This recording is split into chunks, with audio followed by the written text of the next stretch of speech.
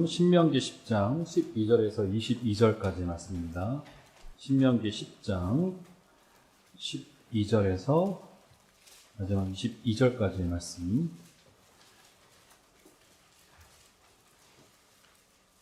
신명기 10장 12절에서 22절까지 말씀. 네, 찾으신 대로 저와 여러분이 한 절씩 교독하여 읽겠습니다. 내가 처음과 같이 12절부터죠. 이스라엘아, 내 하나님 여호와께서 내게 요구하시는 것이 무엇이냐? 곧 내 하나님 여호와를 경외하여 그의 모든 도를 행하고 그를 사랑하며 마음을 다하고 뜻을 다하여 내 하나님 여호와를 섬기고 내 행복을 위하여 내게 명하는 여호와의 명령과 규례를 지킬 것이 아니냐. 하늘과 모든 하늘의 하늘과 땅과 그 위의 만물은 본래 내 하나님 여호와께 속한 것이로되 그래서 오직 내 조상들을 기뻐하시고 그들을 사랑하사 그들의 후손인 너희를 만민 중에서 택하셨으니 오늘과 같으니라. 그러므로 너희는 마음의 할례를 행하고 다시는 목을 곧게 하지 말라. 너희 하나님 여호와는 신 가운데 신이시며 주 가운데 주시오 크고 능하시며 두려우신 하나님이시라. 사람을 외모로 보지 아니하시며 뇌물을 받지 아니하시고 고아와 과부를 위하여 정의를 행하시며 나그네를 사랑하여 그에게 떡과 옷을 주시나니 너희는 나그네를 사랑하라. 전에 너희도 애굽 땅에서 나그네 되었습니다. 내 하나님 여호와를 경외하여 그를 섬기며 그에게 의지하고 그의 이름으로 맹세하라. 그는 내 찬송이시여 내 하나님이시라. 내 눈으로 본 이같이 크고 두려운 일을 너를 위하여 행하시느니라. 함께 읽겠습니다. 애굽에 내려간 내 조상들이 70인이었으나 이제는 내 하나님 여호와께서 너를 하늘의 별같이 많게 하셨느니라. 아멘. 네, 여러분 수요일에 오신 여러분들을 환영합니다. 옆에 분들에게 인사하겠습니다. 3일 동안 잘 지내셨습니까? 네, 잘 오셨습니다.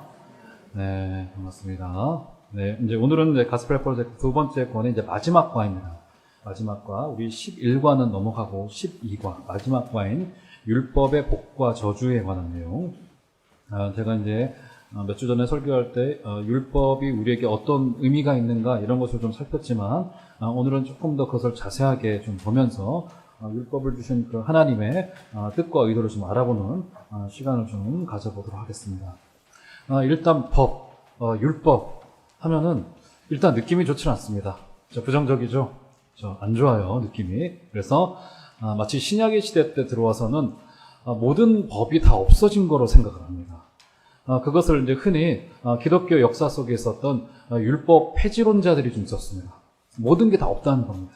아무런 규율도 없고 정말 자유만이 있고 기독교는 자유를 보장한 게 맞아요. 근데 그 자유를 강조하다 보니까 율법이 모든 종류의 모든 율법의 정신조차도 전부 다 사라졌고 구약은 완전히 끊어졌고 이제 신약에서부터 자유의 정신만이 있다. 이런 의미로서 율법 폐기론자들이 좀 있었습니다. 그러다 보니까 너무 율법에서 자유하다 보니까 삶이 자유를 넘어서서 방종으로 가기도 하고 기독교의 도덕성이 떨어지기도 하는 이유가 이 복음 속에 담겨져 있는 그 율법의 정신이 좀 하락해버리는 바람에 그런 일들이 좀 있곤 했었습니다. 계속 말씀드렸다시피 율법은 우리에게 폐지된 것들이 많죠. 제의법 같은 것들은 거의 대부분이 아니라 다 폐하여졌죠. 더 이상 우리에게 제사는 필요하진 않아요. 그런데 율법이 가졌던 그 핵심 정신, 오늘 그게 등장하게 될 것입니다. 그 핵심 정신은 여전히 살아서 우리 가운데 남아져 있습니다. 오늘 율법의 복과 저주라고 되어져 있는 이 부담스러운 지금 제목 아니겠습니까?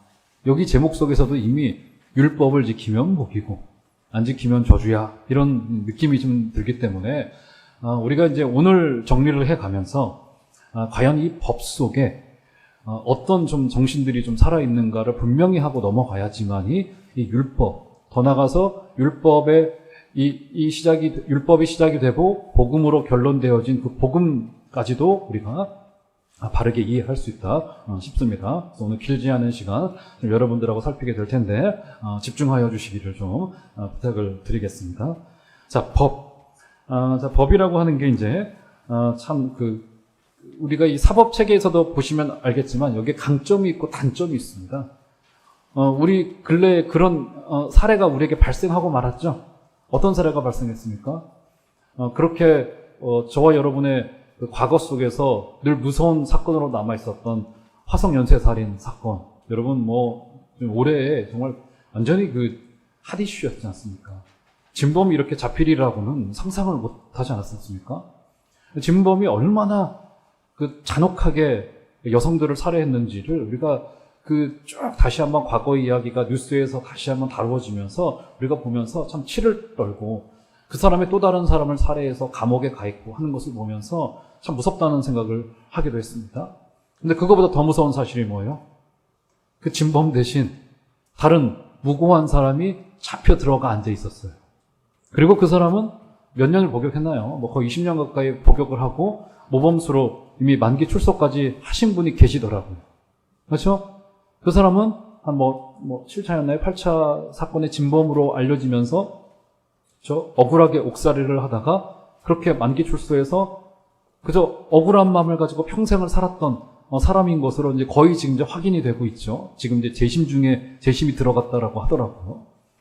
그걸 보면서 어떤 생각을 가지냐면 뉴스를 쭉 한번 보았습니다. 수사도 잘못됐고, 잘못 기소했고, 그리고 잘못 판사가 판단을 했어요. 이런 세 가지의 과정이잖아요. 경찰이 수사를 하고, 검사들이 기소를 하고, 판사들의 판결을 내리는 이렇게 여러 차례의 과정을 두는 거 아니겠습니까? 거기서 한 가지라도 좀 의심스러운 부분이 들면은 이 사람을 범인으로 지목하면 안 됐었죠. 그런데 지금 따져봐도 여러 가지 정황상 이 사람이 범인이기가 굉장히 힘든 증거들이 많이 있음에도 불구하고 어쩌다가 그렇게 정교하다라고 알려진 법이 무고한 사람을 잡아넣어서 억울하게 20년 가까운 그 청춘의 시절을 감옥 속에서 보내게 했는지 참 억울한 마음이 들지 않을 수 없을 것 같아요. 여기서 뭘 볼 수 있는 겁니까? 우리 사법체계가 가지고 있는 허점과 단점들, 그렇죠? 강점과 약점, 이것을 전부 다 볼 수 있는 거라고. 이렇게 우리 사람이 만든 사법체계에는 늘 이렇게 연약한 부분들이 없지 않아 많이 있습니다. 완벽해 보이는 우리 법체계라 할지라도 그 다루는 사람들이 약하기 때문에 거기엔 단점들이 있고 허점들이 보인단 말이죠. 성경에서도 분명히 이 율법이라는 것이 존재합니다. 그런데 몰세를 통하여 주신 이 율법은 어떤 성격을 가지고 있는가 하면 성경은 처음부터 끝까지 율법이 완전하다고 우리에게 소개합니다. 그리고 그 율법을 다루시는 하나님도 완전하신 분으로 성경이 우리에게 소개해주고 있어요. 그렇기 때문에 지금까지 우리 마음 가운데 있었던 법, 율법이라고 하는 그 어감 속에 있는 그 부정적인 뉘앙스들을 전부 다 내려놓고 오늘 신명기 말씀이 우리에게 율법을 다시 한번 가르쳐 주면서 이 안에 담겨 있었던 좀 적극적인 의미들, 율법 안에 담겨 있었던 어떻게 표현할까요? 좀 복음적인 의미들을 좀 우리가 좀 살펴보면서 우리가 좀 다시 한번 오늘 말씀을 좀 정리해 보았으면 좋겠습니다. 오늘 우리 가지고 있는 교재가 율법을 세 가지로 정리를 하더라고요. 세 가지. 첫 번째는 무엇이냐면 첫 번째 여러분 가지고 계신 교재 137페이지에 있습니다. 율법은 우리의 행복을 위한 것입니다. 네, 첫 번째 문단부터도 그렇게 나오네요. 율법이 우리의 행복을 위하여 있는 것이다 라고 말합니다. 자, 한번 보실까요? 우리 17절, 10장 17절을 보시면 이런 말이 등장해요. 제가 읽어드릴게요. 너희 하나님 여호와는 신 가운데 신이시며 주 가운데 주시요 크고 능하시며 두려우신 하나님이시라. 사람을 외모로 보지 아니하시며 뇌물을 받지 아니하시고. 이것이 이제 율법이 드러내고 있는 하나님의 모습을 이렇게 한 문장으로 정리해주고 있는 거예요. 그러니까 율법은 왜 우리의 행복을 위한 것이냐면 율법이 하나님을 그대로 우리에게 드러내고 있기 때문에 율법은 굉장히 우리의 행복을 위한 첫 번째 이유를 가지고 있습니다. 여러분, 율법을 통해서 하나님이 의도하셨던 첫 번째 목적이 무엇이냐면 율법을 통해서 하나님이 당신을 우리에게 알려주고 싶어 하셨어요. 여러분, 우리가 나를 타인에게 왜 오픈하고 왜 공개합니까? 우리가 소그룹 같은 걸 하지 않습니까? 하면은 특별히 이제 셀 같은 거를 하면은 이제 셀은 거기에 나눔이 강력하거든요. 아니면 저기 뭡니까? 저 양재에 있는 한 여자 목사님이 하시는 그 세미나를 목욕탕 세미나라고 부르잖아요. 왜 목욕탕 세미나라고 부릅니까? 서로 나눔을 할 때 옷을 다 벗은 것처럼 한다고 해서 목욕탕 세미나라고 이름 잘 졌어요. 제가 보기에는 굉장히 한국적인 정서를 가지고. 왜 그럽니까? 왜 자기를 오픈하지? 언제 자기를 오픈합니까? 언제 자기를 내어놓죠? 왜 타인에게 알릴 때가 언제입니까, 여러분? 해보신 분들 계실 거예요. 중매쓸 때, 소개팅할 때, 미팅할 때 나를 오픈하잖아요. 처음 보는 사람한테. 그 사람에게 좀 호감이 생겼어요. 그럼 어떻게 합니까? 저 사람에게 나를 좀 알리고 싶다라고 하는 적극적인 의미를 가지고 그 사람에게 다가가는 거 아니겠습니까? 서로의 취미를 물어보고, 나이를 알리고, 고향을 물어보고, 직업이 뭔지를 보고, 그렇죠? 좋아하는 취향이 뭔지를 좀 살펴보고, 그렇죠? 나를 그렇게 먼저 오픈하고 개방한단 말이죠. 여러분, 그 의미는 뭡니까? 뭐요? 내가 지금 너와 적극적으로 교제하고 싶고, 너와 정말 좋은 관계를 맺고 싶고, 지금부터 너와 나와는 이어지고 있다라고 하는 의미에서 자신을 알리는 거잖아요. 그렇지 않습니까? 율법의 첫 번째 목적도 마찬가지입니다. 하나님께서 당신이 우리와 교제하기 원하셔서 율법에서 당신이 어떤 분인지를 세세하게 하나하나 적어주신 거라고. 여러분, 저는 이것을 읽을 때마다, 구약의 율법을 볼 때마다 하나님 주책이시잖아요. 여러분, 그렇지 않습니까? 우리가 알려달라고 한 것도 아닌데, 주책이라는 말 너무 불경스러운지는 모르겠습니다만, 여러분, 우리가 알려달라고 한 것도 아니고, 그렇지 않습니까? 우리가 먼저 그분께 다가간 것도 아니고, 성경에 말하고 있잖아요. 우리가 그를 먼저 사랑한 게 아니라고. 그가 먼저 우리를 사랑하셨다고 이야기하지 않습니까? 당신을, 율법을 통하여 당신을 알리신 것입니다. 그것은 교제하기 원하시는, 우리와 관계를 맺고, 내가 너의 왕이 되어주겠고, 내가 너의 아비가 되어주겠고, 내가 지금부터 너의 사랑자가 되어주겠고, 너가 적극적인 교제를 하기를 원한다. 그래서 사실은 우리도 그 하나님의 자신을 드러내시는 그런 성품을 따라서 사실 이 소그룹이나 구역에서 우리의 삶이 좀 나누어지고, 기도 제목이 좀 역동적으로 좀 나누어지고 하는 게 교회에서는 그 교회의 그 밑바닥에 있어야 되는 굉장히 중요한 속성들 중에 하나입니다. 교회는 회사가 아니잖아요. 그렇지 않습니까? 그래서 교회에서 제일 안 좋은 케이스는 뭐냐면 이게 일로 만나지는 겁니다. 일로. 너무 회의가 또 길어지면 그래서 이게 좋지가 않아요, 사실. 사람을 일로 만나면, 특별히 교회는 저는 어떤 직분보다도 교회에서 우리 성도를 만날 때는 우리를 형제요 자매로 만납니다. 형제요 자매로 만나는 건 어떤 의미를 가지고 있어요? 우리가 집에 가서 형제요 자매를 만날 때, 그렇지 않습니까? 부모와 자식 간의 관계로 만날 때, 그렇죠? 오늘 이 일 했어, 저 일 했어? 오늘 성과가 얼마야? 너희 똑바로 안 할래? 이렇게 먼저 다가가는 거 아니잖아요. 뭡니까? 그것은 혈연이라고 하는 진한 관계를 통하여서 여기에는 교제를 넘어서는 뭐라고 해야 될까요? 서로 목숨을 내놓는 이 가족의 관계가 그 안에 들어있는 거 아니겠습니까? 사랑하는 여러분, 우리 교회 가운데 하나님이 당신을 오픈하셔서 우리와 교제하기 원하셨듯이 우리 교회 가운데 정말 그 율법의 정신인 하나님이 우리와 교제하기 원하는 정말 그 역동적인 서로를 향한 그 교제가 있기를 주의 이름으로 축원합니다. 보세요, 여러분. 감추면요, 선을 그으면요, 더 나아가서 만약에 거짓으로 자신을 속이면요, 교제는 이루어지질 않습니다. 사람과 사람과의 관계에서도 긴 호흡을 가져가다 보면은 그것은 다 알게 된다고요. 그런데 하나님과 우리와의 관계에서도 마찬가지입니다. 하나님이 당신을 먼저 오픈하시고 다가오셨듯 여러분, 하나님과 교제하여 주시고, 우리 하나님과 이번 한 주간에도 친밀하게 말씀으로 교제하여 주시고, 기도로 교제하여 주시고, 그것을 본따서 여러분, 우리 교회 성도들 사이에서도 마음을 내어놓고, 삶을 내어놓고 교제할 수 있게 되어주시는 우리 복된 은혜가 있으시기를 주의 이름으로 축원합니다. 그래서 율법은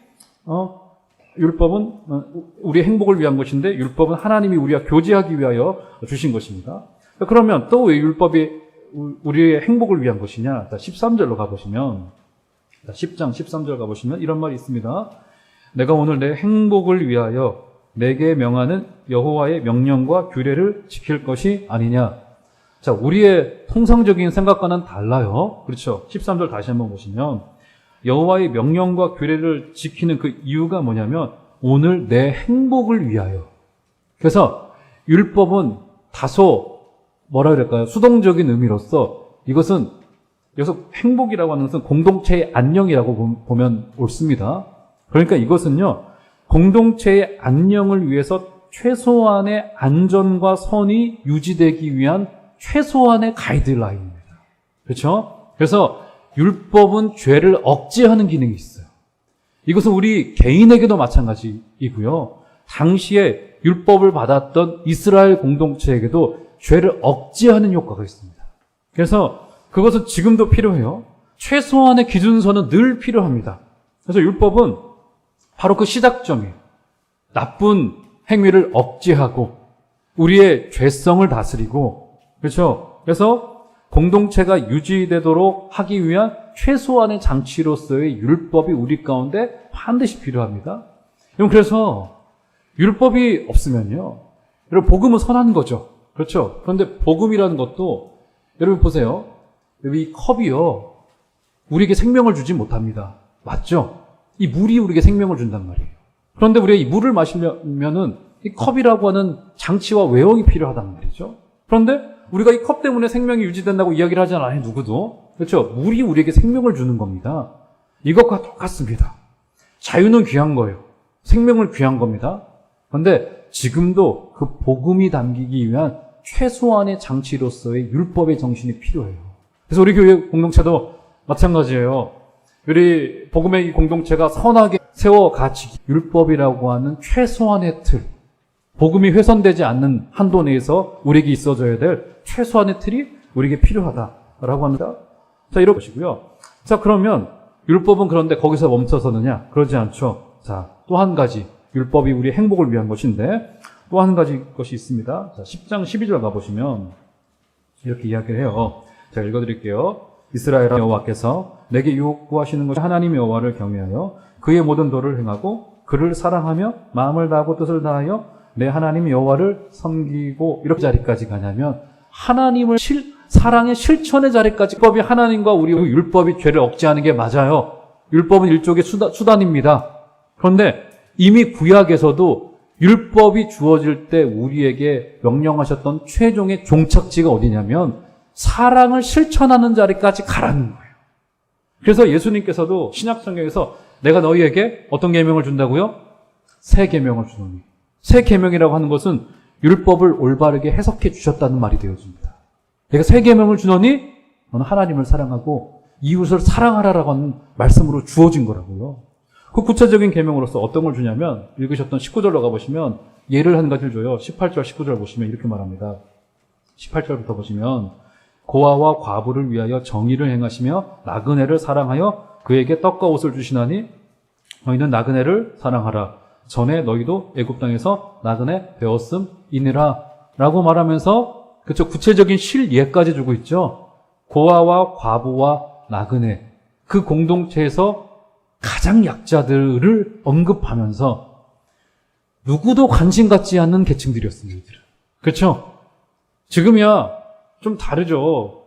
홀로 되신 분이나 과부도 이때 당시에 인권하고는 비교가 되지 않은 지금 어쨌든 어떤 사람도 함부로 하지 못하지만 그때의 과부라고 하는 것은, 고아라고 하는 것은요, 또 나그네라고 하는 것은 목숨이 경각에 달려있는 사람들이었었습니다. 누구도 관심 갖지 않아도 뭐라고 하지 않는 계층들이었다고요. 사랑의 실천의 자리를 바로 그 자리까지 가라고.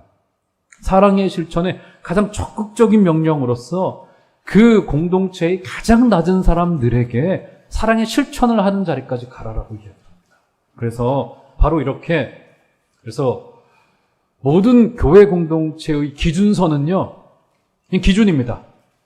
중간에 있는 사람이 아니에요. 어떤 우리 공동체, 우리 구역도 있습니다. 어떤 부서가 있어요. 다 다릅니다. 사람의 모양이 다 다르죠. 그렇죠? 좀 잘 나가는 사람도 있고 똑똑한 사람도 있고 힘이 센 사람도 있고 그렇지 못한 사람도 있단 말이에요. 그럼 우리가 기준선이 어디가 되어야 되느냐? 그 중간이요? 아니요. 율법의 정신에 의하면 고아와 과부와 나그네가 되어줘야 돼요. 그 공동체의 가장 낮은 어떤 기준에서든 거기에 장애인 교우가 있다면 그 사람이 기준이어야 돼요. 교회는. 그것이 율법이 가지고 있는 굉장히 중요한 사랑의 정신입니다. 사랑하는 여러분, 우리 교회는 누구든지 찾아올 수 있는 교회. 우리 공동체에서 가장 주목받지 못한 사람이 교회 안에서만큼은 하나님의 나라가 이 땅에 올 때 여러분 우리에게 어떤 걸 물으실까요? 우리에게 믿음을 물으신다고 했는데 그 믿음이란 게 여러분 무엇일까요? 여러분 어떤 걸 우리 하나님이 보실까? 때로는 두려운 마음이 엄습해와요. 어쩔 수 없이 성장의 시대 때 우리 교회가 국가의 경제 성장과 같은 이게 톱니바퀴 같이 맞물려서 돌아갔어요. 그래서 경제가 성장하고 그렇죠. 부가 많아지면서 교회도 덩치도 커지고 교회 재정도 커지고 뭐 이랬단 말이죠. 그러다 보니까 의회의 그런 소위 말하는 자본주의의 그 정신이 교회 가운데 음습하게 깔려 있는 것을 제가 종종 보곤 합니다. 제가 제일 속상한 말을 들을 때가 언제냐면은 그런 이야기 들을 때요. 목사님 저는 목사님께 찾아와서 기도 제목도 좀 나누고 싶고 기도 받고 싶었는데 제가 교회에 한 것도 없고 헌금한 것도 없고 막 이런 말을 들을 때는 무슨 소리를 하시나 싶은 생각이 들 정도로 마음이 너무 아파요. 그러면 안 되는 거잖아요, 여러분. 그렇죠?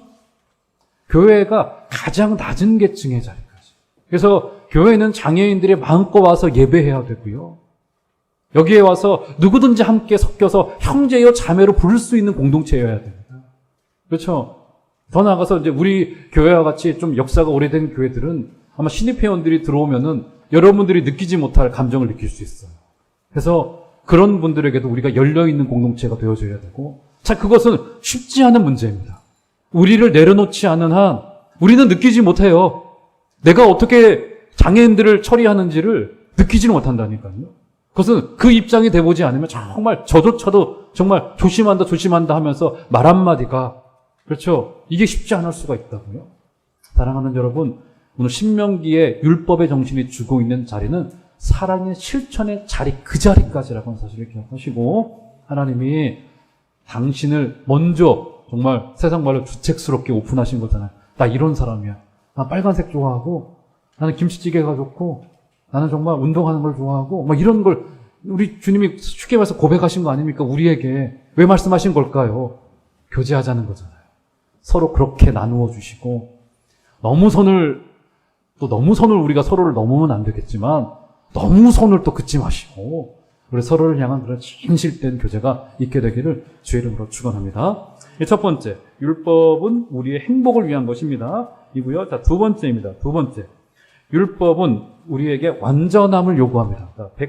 140페이지에 보시면 율법은 우리에게 완전함을 요구합니다. 자, 11장 1절로 가보시면 그 이야기가 등장해요. 자, 11장 1절 한번 가보시면 한번 다 같이, 자, 굉장히 부담스러운 말씀입니다. 한번 다 같이 한번 읽어보도록 하겠습니다. 시작. 그런즉 내 하나님 여호와를 사랑하여 그가 주신 책무와 법도와 규례와 명령을 항상 지키라. 여러분 이 말씀 왜 부담입니까? 문제는 여기에 항상이라는 말이 들어가 있어요. 이 문제입니다, 이게. 그렇죠?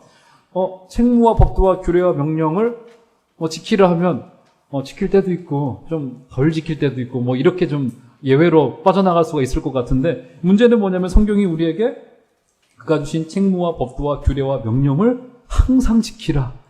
항상 지키라. 이렇게 좀 주고 있단 말이죠. 자, 항상이라는 말. 자, 이 항상이라는 이 수식어가 따라 붙으면 왠지 모를 부담감이 우리에게 좀 있습니다. 항상 지키라. 여러분 항상 지키셔야 됩니다. 성경이 우리에게 약속하고 있는 바예요. 항상 감사하셔야 됩니다. 이번 주 이제 감사 주일인데 항상 감사하라는 명령이지만 좀 부담이 덜 되죠. 그래. 감사할 때 있고 조금 덜 감사할 때 있고 이러면 될 텐데 문제는 뭐냐면 항상 감사하라 하고 있고요. 여기서도 뭐라고 말하냐면 법도와 규례와 명령을 항상 지키라. 이렇게 우리에게 주고 있습니다. 왠지 기가 죽습니다. 이게 보통 어려운 말이 아닙니다. 그러니까 이 말은 문자 그대로 시종일관 지키라는 이야기예요, 여러분. 시종일관 지키라는. 그만큼 율법은 우리에게 완전함을 요구합니다. 항상 지키라라고 이야기합니다. 여러분 이렇게 강도 높은 하나님의 말씀을 들을 때마다 이 말씀 앞에 기가 죽거나 정말 가책을 받지 아니할 사람은 저는 없다고 생각합니다. 아마 그 가운데 목사인 저 같은 사람은 말씀을 읽고 말씀을 가르치는 것도 버거운데 말씀을 준비해서 설교 말씀을 쉽게 전달하는 것도 어려운데 말씀을 지키는 자리까지 가라고 하니까 이게 보통 일이 아니에요. 이게 보통 일이 아닙니다.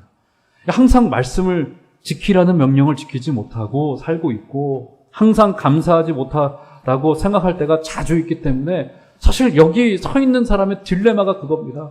말이라도 안 하면 괜찮은데 늘 말하는 사람이기 때문에 여기서 성도님들께는 항상 감사하십시오. 항상 지키셔야 됩니다. 말은 하지만 저를 돌아보면 저도 그러지 못할 때가 참 많은 것 같다는 생각 때문에 아직 율법이 요구하는 선의 기준에는 미치지 못한다는 사실을 저는 숨길 수가 없고요. 그래서 이 잘못하면 부담감을 느끼기도 하지만 이것을 하나님의 말씀을 가르쳐야 하는 입장에 서 있는 저 같은 사람이 잘못하면 이런 말씀도 그저 쉽게 이야기하고 지나가게 되는 경우들이 많습니다. 이게 누구든지 사실은 남의 말 할 때가 쉬운 거거든요. 그렇죠? 남에게 이거 해라 저거 해라 할 때는 쉬워요. 그런데 그 말씀이 되돌아와서 나에게 적용될 때는 그게 쉽지 않습니다. 여러분 요즘에 미국 대선이 재밌잖아요. 지금 아직도 정말 전 세계로 마치 개콘처럼 코미디가 방영되고 있는 것처럼 저는 참 민주 선진국이라고 알려지고 있는데 지금 이게 결론이 안 나고 있는 상황인 거 아니겠습니까? 여러분 기억을 하시는지 모르겠는데 제가 그래서 어렴풋이 기억났던 1988년도 있었던 미국의 대선이 있어요. 그때 이제 조지 부시 대통령이 아버지 조지 부시 대통령이 이제 선출이 되셨죠.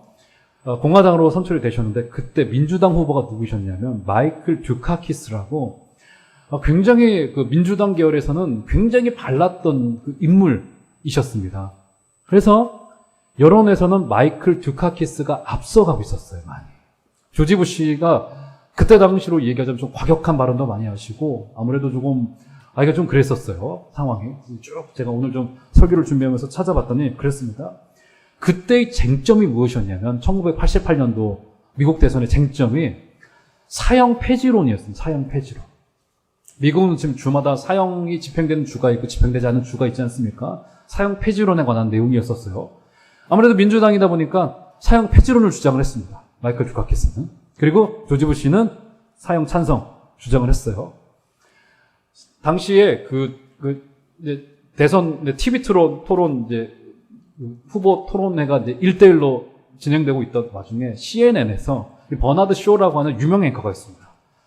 그 앵커가 굉장히 전국을 찌르는 그런 질문을 잘했던, 이쪽인 여든 야든 잘했던 인물이었어요. 그랬더니 어느 한 날은 그렇게 토론이 벌어지고 있던 와중에 버나드 쇼라고 하는 앵커가 이런 질문을, 사형 폐지론에 관해서 듀카키스에게 이런 질문을 던졌습니다. 선생님은 사형 폐지론자로 알고 있습니다. 좋은 일을 하신다고 생각합니다. 자, 그런데 제가 하나만 좀 묻겠습니다.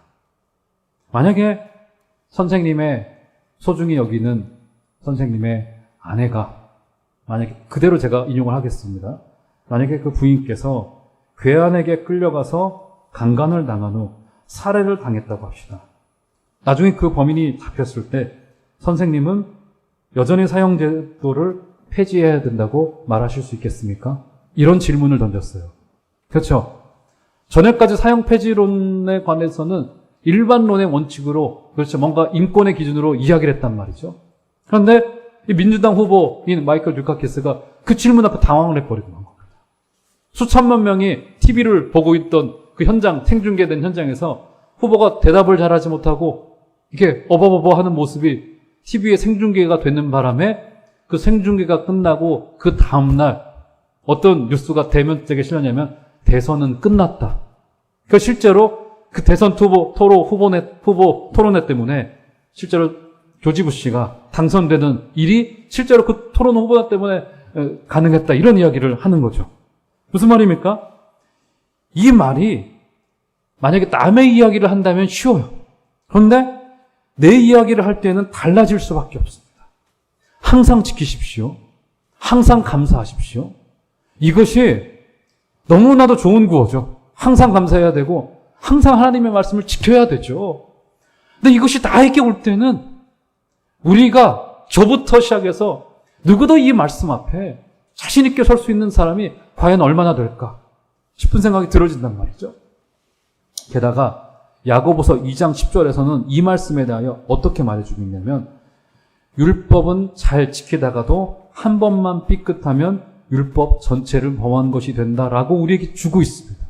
율법을 하나만 범해도 잘 지키다가도 하나만 범해도 율법의 전체를 전부 다 범한 것이다 라고 하는 어떤 우리에게 율법의 가이드라인을 주고 있단 말이죠. 율법은 뭡니까? 우리에게 이미 지키지 못할 것을 우리에게 주고 있는 것이나 마찬가지입니다. 우리는 이 율법 앞에 무력해질 수밖에 없어요. 결국 그래서 바로 이 율법의 이런 기능을 무엇이라 불렀냐면 율법의 신학적 기능이라고 불렀습니다. 그 말이 뭐냐면 율법을 도덕적 기능으로서 제2적 기능으로서 우리가 뭔가를 지켜야 된다라고 하는 의미라기보다는 신학적 기능. 율법은 우리의 죄를 고발하고 우리의 율법 앞에서의 우리의 연약함을 고발하고 그렇죠? 율법을 지킬 수 없음을 고발하여서 어떻게 하는 겁니까? 이제 율법 너머에 계신 우리 그리스도를 향하여 우리의 눈을 돌리게 한다라고 하는 의미에서 종교개혁자들은 이것을 율법의 신학적 기능, 율법이 우리에게 완전함을 요구합니다. 그래서 우리 그리스도를 율법의 마침이라고 하신 이유가 여기에 있는 거예요. 그렇죠? 그래서 오늘 말씀의 세 번째 범주입니다. 율법은 복 아니면 저주를 가져옵니다. 이렇게 말해줘요.